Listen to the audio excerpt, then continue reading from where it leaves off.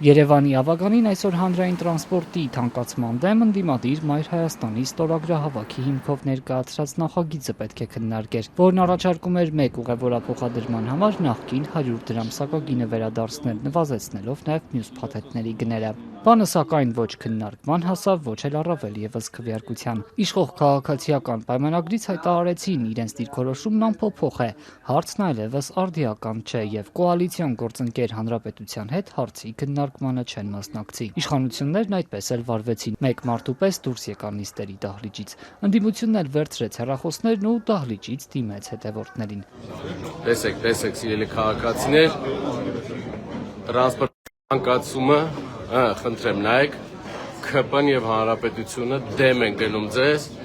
եւ փախտում են նիստերի դահլիճից։ Մայր Հայաստանից Մանուկ Սուքիասյանը լրագրողների հետ զրույցում հայտարարեց, իշխանությունների քայլն ուղղված էր ոչ թե իրենց, այլ ստորագրահավաքին մասնակցած հազարավոր երևանցիներին։ Իրանք մեզ չնախ բոյկոտեցին, իրանք բոյկոտեցին 17,000 երևանցու ստորագրությունը։ Չգիտեմ, դրանք իրանով ցույց տվեցին նաեւ, որ իրենք նաեւ քաղաքական, քաղաքացիական առումներով էլ նաև որպես երևանցի էլ իրենք սպառվել են,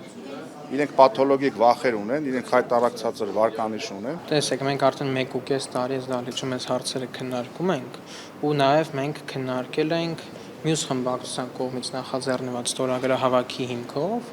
որը որ 80,000 քաղաքացու ստորագրություն է, այսինքն մենք արդեն այդ հարցը ըստ քննարկել ենք։ Ընդդիմադիրների ստորագրահավաքին մասնակցած հազարավոր քաղաքացիներ իրենց արհամարված չեն զգա, եթե իմանան, որ իշխանություններն անգամ նիստերի դահլիճում չեն ցանկացել մնալ։ Հարցրեցին քաղաքացիական պայմանագիր խմբակցության ղեկավար Արմեն Գալջյանին։ Ես էլ կարող եմ ասել, որ 100 հազարավոր քաղաքացիներ կան, ովքեր որ օգտվում են նոր տրանսպորտային համակարգից, նոր սակագներով, հատկապես որ ակնհայտ է, որ բոյկոտ տեղի չունեցել եւ քաղաքացիները պատշաճ օգտվում են։ Անցած ամիս ավագանու նիստի օրակարգում էր սակագների մասին ստորագրահավաք իրականացրած ընդդիմադիր մյուս ուժի ազգային առաջընթացի նախագիծը։ Այն սակայն քննարկեցին, ճիշտ է, քաղաքային իշխանությունները դեմ քվեարկեցին, տրանսպորտի սակագինն անփոփոխ մնաց։ Դահլիճից հեռանալը անհարգալից չէ ստորագրահավաքի մասնակիցների նկատմամբ։ Հարցրեցին քաղաքացիական պայմանագրի կոալիցիոն գործընկեր Հանրապետությունից Անի Խաչատրյանին։ Հազարավոր մարդկանց համաձայնություններ էլ ունենք մենք, քվե ունենք մենք, որը հազարավոր,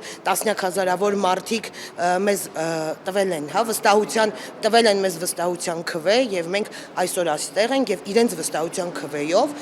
ընտրություններին տրված վստահության քվեով մենք բերում ենք մեր նախագծերը, մեր օրինագծերը եւ ընդունվում է կամ չի ընդունվում։ Ավագանու իշխանական անդամների դահլիճից հեռանալուց հետո անջատվեց նիստի պաշտոնական ուղիղ հեռարձակումը։ Ավագանու նիստերի հեռարձակումն օրենքի պահանջ է։ Մայր Հայաստանի առաջնորդ Անդրանիկ Թևանյանը, որն ընտրություններից հետո հրաժարվել էր ավագանու մանդատից, նախագծի ու իշխանության քայլի մասին խոսեց առանց ուղիղ եթերի։ Թե ինչի են որոշել խուսափել բովանդակային քննարկումից, կարող եք ենթադրել։ Սա ցույց է տալիս, որ որևէ առարկայական պատասխան իրենք չունեին։ Սա ցույց է տալիս, որ բարես բուն իմաստով քաղաքացիների թալան է տեղի ունենում, 150 դրամով իրենք թալանում են քաղաքացիներին։ Թե ինչու եւ ինչ հիմքով ընդհատվեց ուղիղ եթերը, Ազատությունը քաղաքապետարանից հստակ պատասխան չստացավ։ Այս ամենից հետո միայն հայտարարվեց, թե քվորում չլինելու պատճառով նիստը համարվում է չկայացած։